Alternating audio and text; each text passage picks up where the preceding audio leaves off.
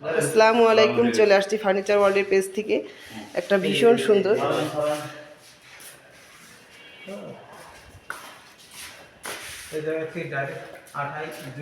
খুবই সুন্দর একটা আলমারি, মাঝখানেটা গ্লাস আর এটা দুই পাশে দুটো পাল্লা। তো আপনারা আপনাদের পছন্দের প্রোডাক্ট নিতে হলে অবশ্যই ফার্নিচার ওয়ার্ল্ডে চলে আসবেন। আর এই কাস্টমারটা নিয়েছেন